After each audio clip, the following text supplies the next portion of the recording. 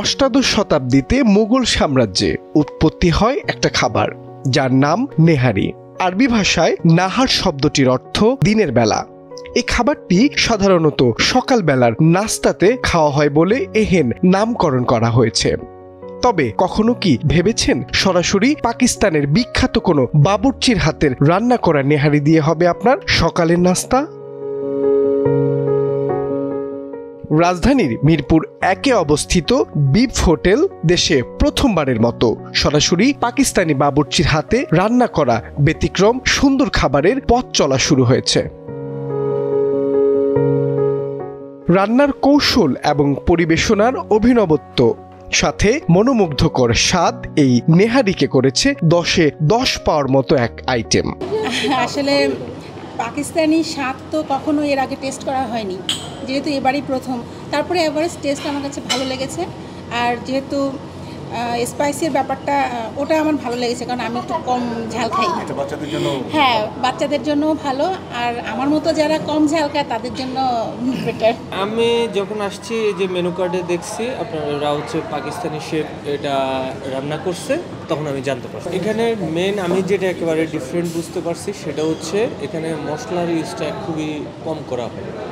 যে আপনি পায়ার অরিজিনাল টেস্টটা পাইতে চান, মাংসের অরিজিনাল ফ্লেভারটা পাইতে চান, তাহলে এটা ট্রাই করতে হবে। প্রথমবারের মতো সরাসরি পাকিস্তানি বাবুর্চির হাতের খাবার খেয়ে সন্তুষ্টির হাসি ভোজন রসিকদের মুখে। বাঙালি আর পাকিস্তানি মিক্স করে আপনার আলাদা একটা খাবার হইতো এটা, এখন এটাতে একটা পাকিস্তানি ফিল পাওয়া যায়। আপনার মশলা হইতে শুরু করে লেস মশলা থাকে ওদের, তো এখানে টেস্টের আলাদা ডিফারেন্ট টেস্ট, সবার ট্রাই করা উচিত একবার হলেও। এটা 170 স্বাভাবিক, কারণ পুরান ঢাকায় 220 করেও আমরা খাই। পুরান ঢাকার ভিতর 220, 250 করে খাই, 200 করে খাই। তো সেক্ষেত্রে 170 আমি মনে করি ঠিক আছে। আর এটা তো অনেক খোলামেলা একটা পরিবেশ, যার জন্য আমরা সমস্ত ফ্রেন্ড সার্কেলে এটাই চয়েস করছি। কি রহস্য লুকিয়ে আছে পাকিস্তানের এই বাবুর্চির রান্নায়, শোনা গেল সরাসরি তার মুখ থেকেই। আমি একজন মুসলমান, আমার রান্নার স্বাদের রহস্য হলো রান্নার শুরুতে বিসমিল্লাহ এবং দুরুদ শরীফ পড়ি। যেসব মশলা ব্যবহার করি সেগুলো খুবই মানসম্মত।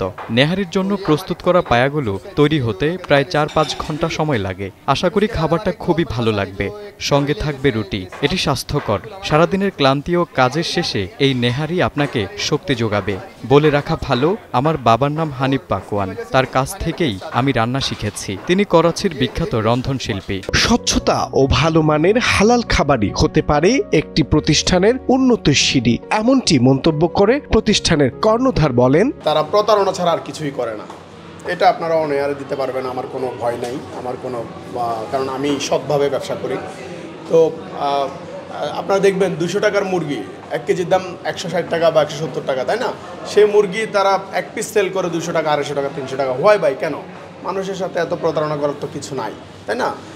ন্যূনতম প্রফিট করেন, ভালো ইনগ্রেডিয়েন্টস ইউজ করেন, এমনিতেই আপনার ওখানে কাস্টমার হবে। রেস্টুরেন্ট ওনাররা প্রতারণা করে মানুষের সাথে, এই শুধু রেসিপিটা ইউজ করে, বলে যে এটা পেশোয়ারি, এটা অমুক, সেটা সমুক। আরে ভাই, রেসিপি ইউজ করে তো তোমার হবে না।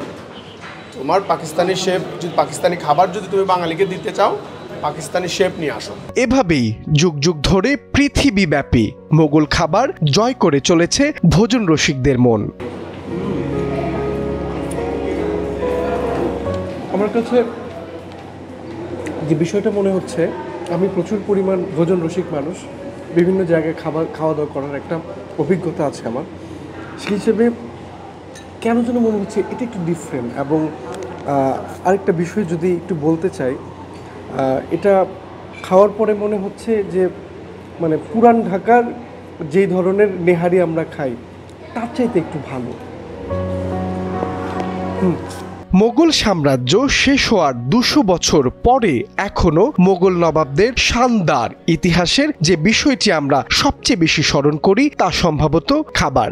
বিশ্বব্যাপী, বিশেষত এশিয়ার দেশগুলোতে বিশেষ জনপ্রিয় হলো মোগল ঘরানার খাবার। তেল, ঝাল, মশলার সংমিশ্রণে মোগল খাবার আসলেই মনে করিয়ে দেয় তাদের রাজকীয় জীবনার খাদ্য সংস্কৃতি।